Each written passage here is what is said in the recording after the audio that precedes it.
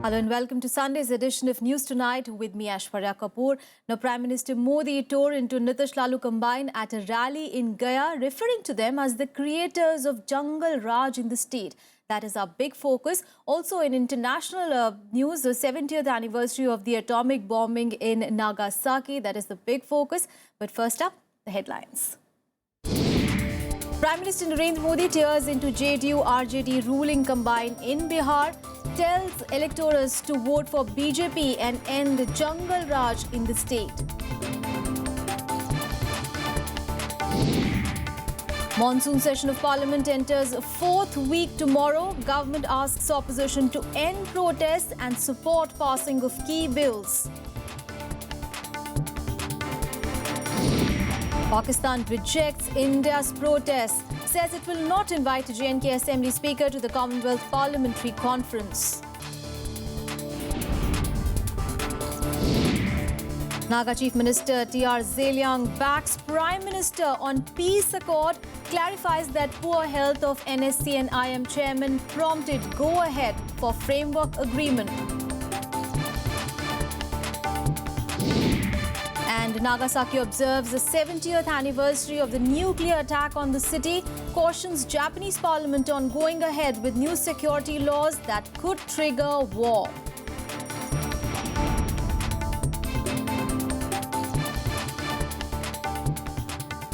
Now, top story, Prime Minister Narendra Modi today addressed an election rally for the NDA in Gaya. In an aggressive speech, he told the gathering that the assembly elections presented an opportunity to bring about a change in the 25-year rule of Nitish Lalu combine. Here are the details. Prime Minister Narendra Modi leading the BJP's assembly campaign in Bihar, telling people to free themselves from the rule of the Nitish Kumar Lalu Prasad combine. Bihar को जंगल राज से मुक्ति का पर्व बनने वाला है। ये चुनाव बिहार में अहंकारी हुकूमत से मुक्ति का पर्व बनने वाला है। Equally scathing about both parties, the Prime Minister took the ruling combine to task over the recent murder of a BJP activist in Patna. यही लोग दिल्ली की सरकार को चलाते थे और आज वही लोग साथ मिलकर के बिहार के लोगों को फिर से एक बार जंगल राज की ओर घसीटने के लिए अपने निजी स्वार्थ के लिए तैयार बैठे हैं. Modi charged the government with failing the youth in the state, criticizing Lalu Prasad's RJD for calling a bandh a few days ago that led to property being damaged. Party President Amit Shah also criticized the government. अब तक जदयू ने सिर्फ जदयू ने 300 करोड़ रुपया प्रचार में खर्च कर दिया है. मेरा पूछना है कि कहां से आता है 300 करोड़ रुपया? ये 300 करोड़ रुपया बिहार की तिजोरी से निकला हुआ है. बिहार की गरीब जनता का 300 करोड़ रुपया है. Modi's rally in Gaya to drum up support for the NDA in the ensuing state poll was his second, one after a similar event in Muzaffarpur last week. All prominent leaders of NDA, including LJP chief and Union Minister and former CM Jitan Ram Manjhi, were present on the occasion. Bureau Report, Rajya TV. Well, strongly reacting to Modi's speech in Gaya, Bihar Chief Minister Nitish Kumar took a dig at his remarks on JDU-RJD combine for the upcoming polls. Now, voicing a strong displeasure over Modi calling Bihar a laggard state, he claimed that it is an insult to the people of the state. He also made a point-by-point rebuttal to his claims, making yet another appeal to what he earlier called the Bihari pride. RJD President Lalu Prasad also reacted sharply to Modi's jibes at the JDU-RJD leadership during his rally. Madhya Pradesh और राजस्थान बीमारू राज्य से बाहर आ गए और ये साबित करने की कोशिश की कि भाजपा के चलते ऐसा हुआ. तो मैं उनसे पूछना चाहता हूं कि उस समय केंद्र में किनकी सरकार थी? 10 वर्षों तक दूसरी सरकार थी. देश के प्रधानमंत्री बात कहनी चाहिए तो कोई तर्क के आधार पर, कोई मापदंड के आधार पर बोलना चाहिए. जंगल राज जो कह रहे हैं वो देश में सबसे ज़्यादा गरीब जगह हुआ तो बिहार में है, तो लालू और नीतीश कुमार ने उनको जगाया है। उसे वो जो कह रहे हैं उसका उल्टा असर होगा, ये जान ले। उनका मानसिक संतुलन खराब होते जा रहा है। प्रधानमंत्री के गरिमा को, स्तर को इतना गिरा दिया उन्होंने कि लोग आज मजाक के रूप में नरेंद्र मोदी को देख रहे हैं। Prime Minister has forgotten that his party was in government in Bihar for many years. The Deputy Chief Minister was Mr. Sushil Modi.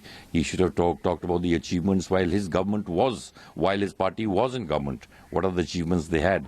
He has been in government now in the center for 15 months. What is that one single thing that has changed the lives of the people of Bihar? And in other news, the monsoon session will be in its last legs when Parliament convenes tomorrow. Ahead of the start of the fourth week of the session, Parliamentary Affairs Minister M. Venkaiah Naidu criticised the Congress and other opposition parties for stalling Parliament from functioning. Naidu said that the opposition parties are doing a great harm to the nation by not letting Parliament conduct its business. The first 2 weeks of the monsoon session have been marked by frequent protests as the government struggled to pass key economic legislations to kickstart the economy. Naidu said that the opposition should take credit rating agency Moody's warning that any delay in economic reforms will threaten economic growth seriously. Meanwhile, addressing a traders' conference in New Delhi, Union Home Minister Rajnath Singh also appealed to the opposition parties to extend their support in passing the goods and services tax. The GST seeks to create a new indirect tax regime that will comprise various central and state levies. मैं appeal करना चाहता हूं अपनी हिंदुस्तान की सारी राजनीतिक पार्टियों से कि संसद में समर्थन प्राप्त होना चाहिए ताकि हम जीएसटी का बिल इसे हम पूरी तरह से पास कर सकें. We were willing to walk an extra mile to accommodate opposition, but opposition is not willing to perform its responsibility. Passing the GST and land bill are very crucial to give the much needed momentum to the economic growth of our country. And news from the Northeast now. Well, 2 days after Chief Ministers of Congress-ruled states accused the Prime Minister of not consulting them on the Naga peace deal, Nagaland Chief Minister T.R. Zeliang backed the centre's pact. In a press conference in Delhi on Sunday, he said that the efforts of a delegation of Naga legislators and the poor health of NSC and IM chairperson prompted the deal in a hurry. However, he said that the final deal will happen after proper consultations. On Friday, Congress held a press conference with the chief ministers from Assam, Manipur and Arunachal Pradesh. The three chief ministers of the Congress-ruled states had alleged that they were not consulted before the Naga peace deal was given the final shape. But there was embarrassment for Congress on Sunday when Nagaland's chief minister held a separate press conference saying that the allegation was false and they were all aware of it. Consultation on solution to Naga political problem.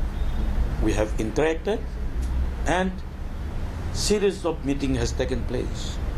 But in regard to this peace accord or framework signing on 3rd August, that we were not aware and we were not consulted about the peace accord. But we were consulted and we have been discussing about solution to Naga political problem. Zeliang met Modi on Friday to talk about the deal.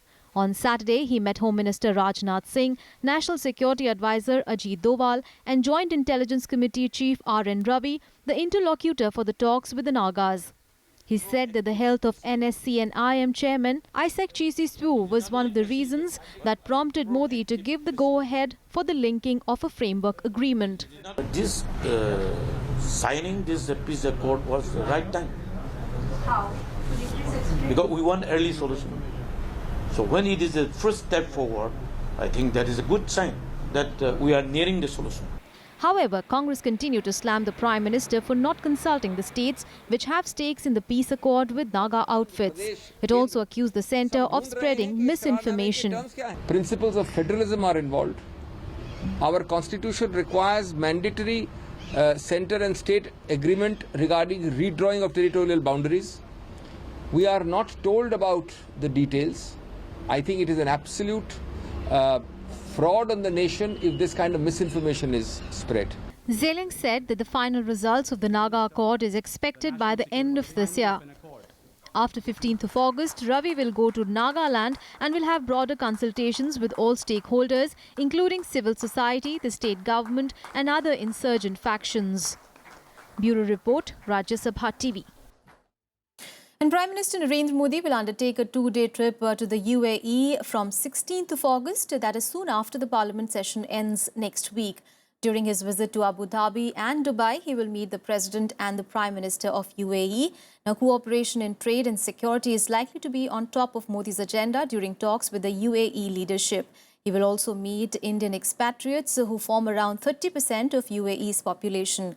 This will be the first ever visit by an Indian Prime Minister to UAE in over 3 decades.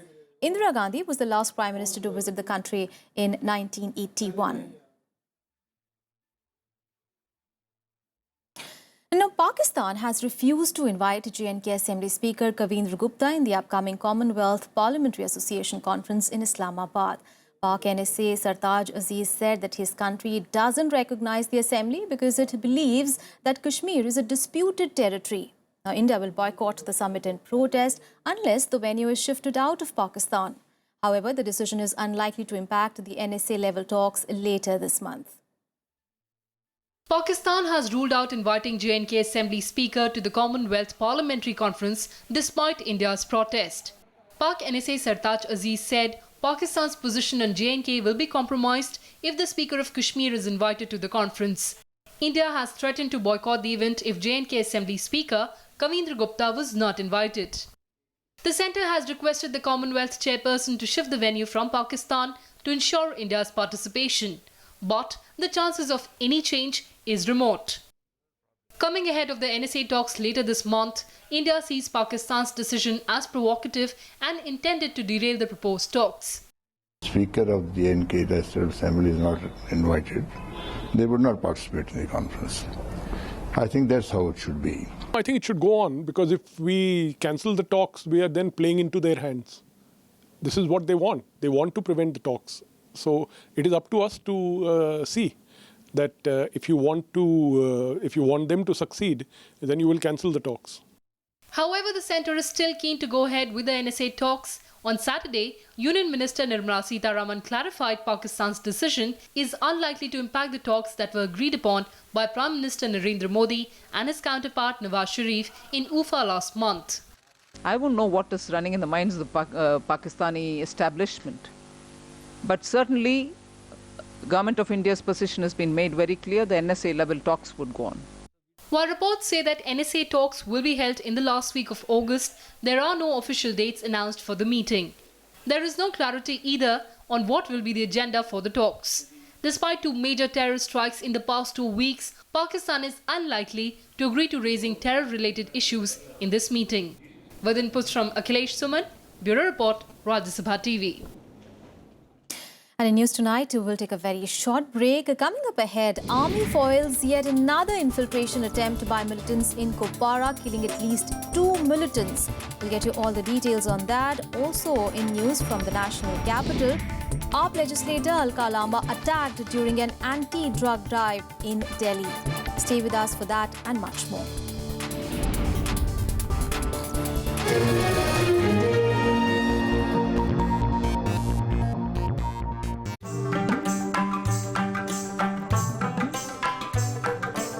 Tradition dating back centuries.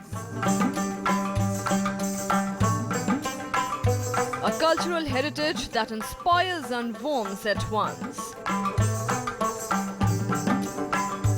Magic that awes. Rajya Sabha Television brings you events that embrace the wonders of India's classical arts. Conversations with the biggest names in the culture and music. Rajya Sabha Television, democracy at work.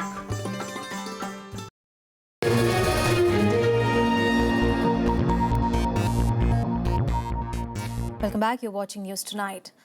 Now, President Pranab Mukherjee hosted at-home reception for freedom fighters at the Rashtrapati Bhavan on Sunday. Vice President Mohammad Hamid Ansari, Prime Minister Narendra Modi, Home Minister Rajnath Singh, former Prime Minister Manmohan Singh were among those who were present during the occasion. On the occasion of the 73rd anniversary of Quit India movement, Rajnath Singh announced a 218% hike in pension of freedom fighters. The Freedom Fighters Pension Scheme was introduced on 15th of August 1972 during the Silver Jubilee year. And the one rank, one pension issue continues to frustrate former servicemen. Recently, Defence Minister Manohar Parrikar informed Parliament that one rank, one pension scheme has been discussed with all the stakeholders and it will be implemented once modalities are approved. Unfortunately, it has only served to inflame more protests on the issue.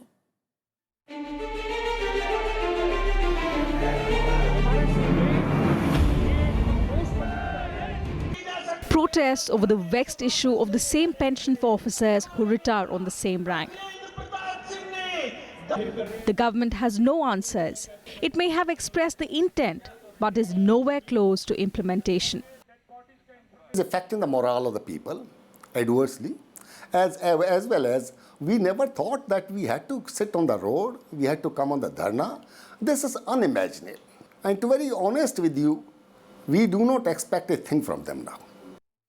The Defence Minister's statement that the proposal will be implemented soon has only given fuel for more protests. For it allows a long list of similar assurances amounting to nothing. OROP finds mention in the BJP's election manifesto. Not only that, campaigning for the general elections in September 2013, Prime Minister Narendra Modi himself promised it at a rally in Haryana's Rewari district. And Parliament is discussing the budget, but the implementation has not taken place. Though that is the thing which is creating a suspicion in the mind of the servicemen, that why government is not giving this one rank, one pension. Currently, pension for retired personnel is based on pay commission's recommendations at the time when they retire, which means that an officer who retired with 5th pay commission benefits could draw pension less than a lower ranking colleague who retired with the subsequent pay panel benefits. The one rank, one pension policy is expected to benefit 20 lakh former servicemen in the country. Palak Sharma's report for Rajya Sabha TV. And in other news, various journalist bodies have expressed shock over the show cause notice sent by Information and Broadcasting Ministry to 3 television channels on the issue of airing stories relating to Yaqub Memon's hanging. Now, many have condemned the government's attempt to intimidate the media by such an action. The government's move to issue show cause notices to 3 private news channels has drawn flack from journalists. They feel that invoking cable TV rules to question the right of the media to air views contrary to the decisions of the government and the judiciary on capital punishment was uncalled for. I think it is highly biased kind of approach that the government has adopted against media. And we are very upset with this kind of attitude. We had never come across this kind of attitude in the past.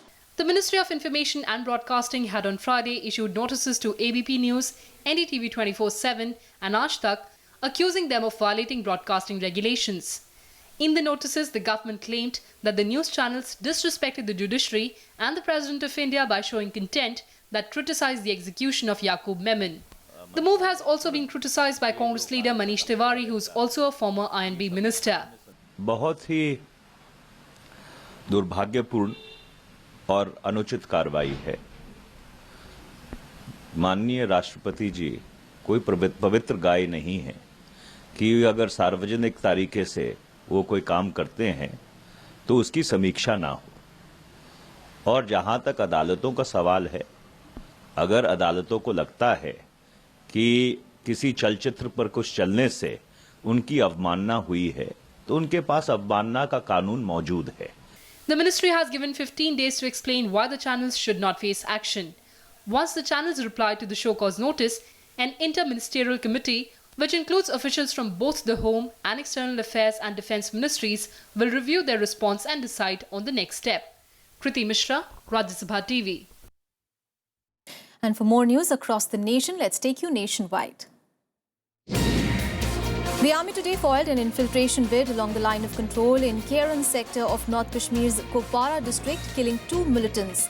Troops guarding the line of control noticed a group of militants trying to sneak into the Indian side of the border and challenged the militants, who indulged in indiscriminate firing. It was the second encounter between the militants and the army in the district in the last 24 hours. Indian authorities released 9 Pakistani fishermen as a goodwill gesture yesterday. The fishermen were freed from the Jamnagar district jail of Gujarat. They were arrested 2 years ago when they strayed into the Indian territorial waters while looking for a catch. An unidentified man attacked Aam Aadmi Party MLA Alka Lamba during an anti-drug drive in North Delhi's Kashmiri Gate area. Lamba suffered minor injuries when a man threw stones at her while she was addressing local residents. Our party members alleged that the attacker was earlier seen standing near a sweet shop owned by BJP MLA O.P. Sharma. Heavy rains caused severe waterlogging in many low-lying areas in Delhi and triggered a drop in the minimum temperatures, which settled at 25 degrees Celsius. Traffic movement was also disrupted due to the rains. The city received 30.2 millimeters of rain. And in the big international story of the day, Nagasaki today marked the 70th anniversary of the atomic bombing. Now, aging survivors, relatives of victims and others remember the devastating blast that took place on 9th of August 1945, and Japanese Prime Minister called for an end to nuclear weapons. However, the day also saw dissent over a new legislation that Prime Minister Abe is trying to push through that aims to expand the role of the military. Prayer services in cathedrals marked the 70th anniversary of the Nagasaki atomic bombing. Tens of thousands of lives were lost in one of the final chapters of the Second World War.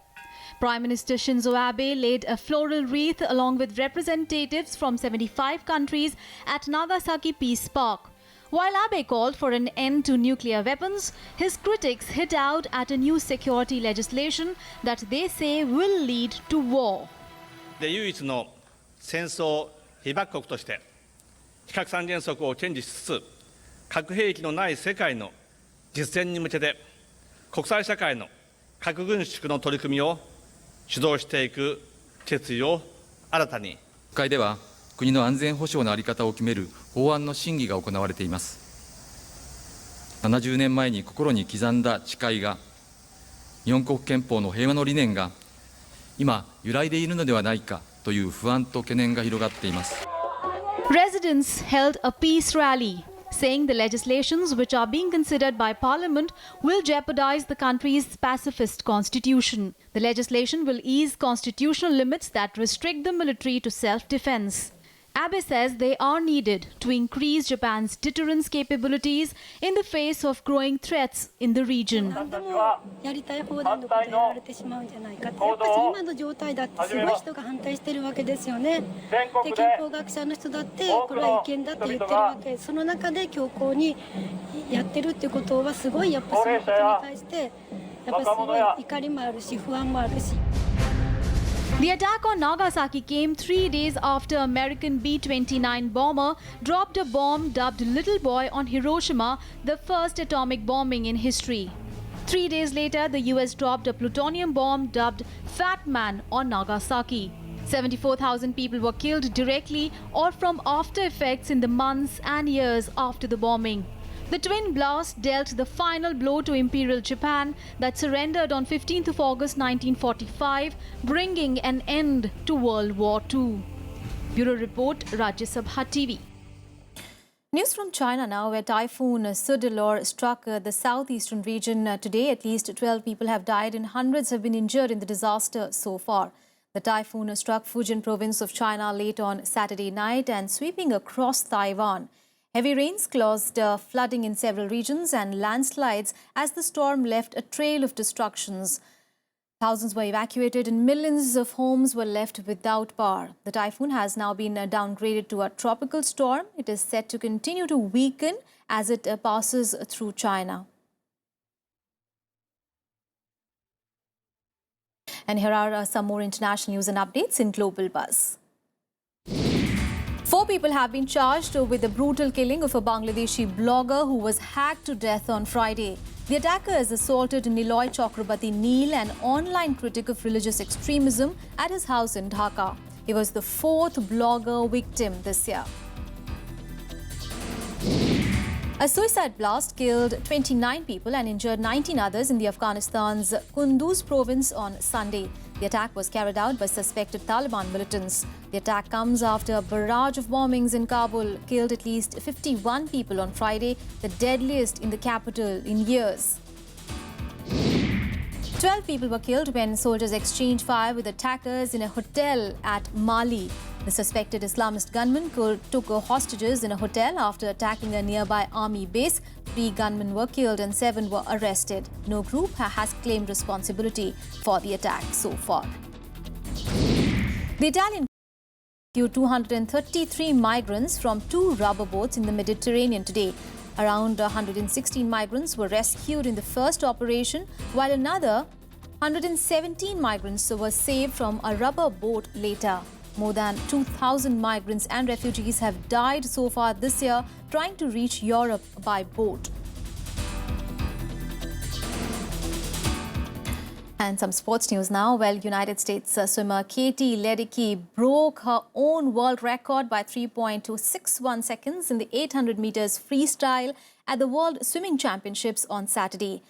Ledecky won the gold medal in 8 minutes and 07.39 seconds to eclipse the previous record that she had set in Texas last year.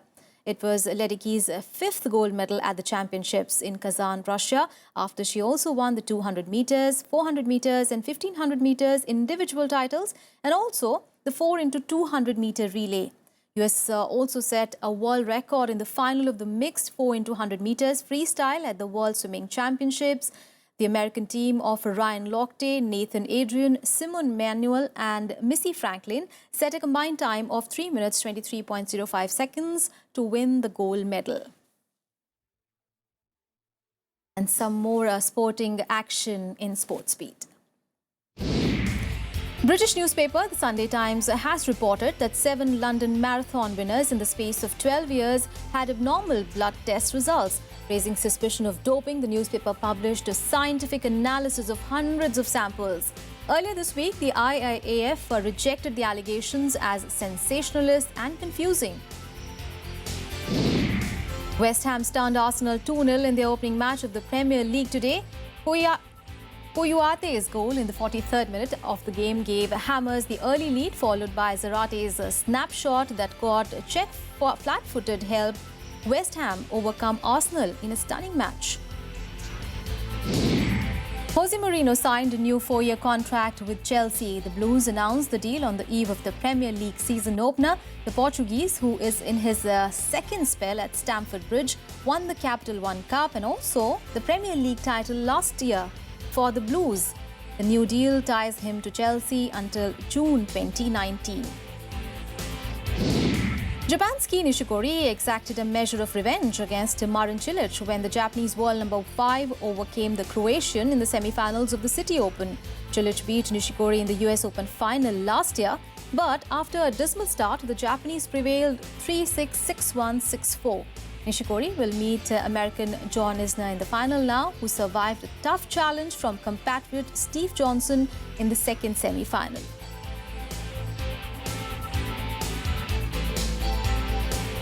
So that's it from me and my team in this edition of News Tonight. Thanks for watching. Good night.